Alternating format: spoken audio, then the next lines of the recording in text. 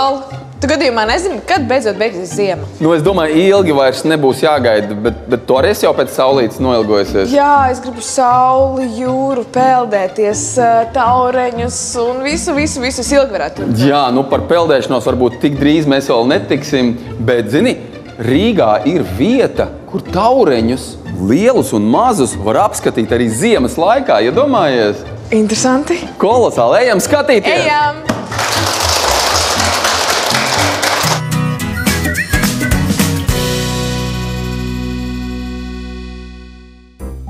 Uz planētas Zeme ir neskaitāmas dzīvo radību sugas. Taču ir tādas, kuras ir pavisam īpatnējas, un tauriņi pavisam noteikti ir vieni no tiem. Vislabāk tauriņus var iepazīt dabas muzejā, kur to ir tik daudz, ka raips gar acīm metas. Bet tepat Rīgā, Botāniskā dārza tropu mājā, var pētīt arī tādus tauriņus, kas Latvijā brīvā dabā nav sastopami. Šos eksotiskos tauriņus uz Latviju atved no siltajām zemēm, šādās kūniņās. Tauriņi ir interesanti kukaiņi. Tiem ir 4 attīstības stadijas, kurās tie piedzīvo pilnīgu pārvēršanos. Sākumā tauriņš dzīvo oliņā, gluži kā cālēns.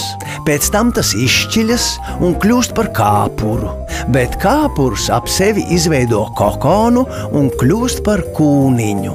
Kūniņa ir kā skafandrs, kas topošo tauriņu aizsargā no briesmām. Pēdējā 4. stadijā kukainis ir gatavs izšķilties. Tad kokona mugurpuse pārplīst. Nu tauriņš var lidināties apkārt, atliek vien izrāpties no kapsulas. Tauriņi visbiežāk ēd ziedu nektāru un augļu sulas, bet citi pat dzīvo radību asinis un sviedrus. Arī daži no šiem tauriņiem ēd cilvēku sviedrus. Tas tāpēc, ka sviedros ir minerālvielas, kas nepieciešamas dzīvajām radībām, lai tās būtu veselas. Tauriņiem nav īpaši garš mūžs. Liela daļa dzīvo vien 2 līdz 6 nedēļas, bet ir arī tādi, kas dzīvo pusgadu. Kā katrai dzīvai radībai, arī tauriņiem ir savs darbs, kas jāpadara dabas labā. Viņi aputekstē ziedus, jeb palīdz tiem vairoties.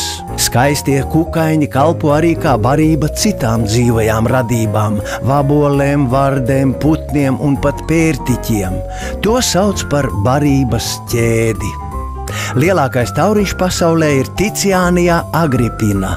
Tā spārnu platums var sasniegt pat 32 centimetrus. Šim dabas muzejā apskatāmajam eksemplāram ir 26 centimetrus plati spārni. Tas ir kā vidēja izmēra pica. Tā kā tauriņi ir garda barība citiem dzīvniekiem, tie maskējas. To spārni bieži vien izskatās draudīgi un līdzinās plēsīgiem dzīvniekiem, visbiežāk putnu sejām.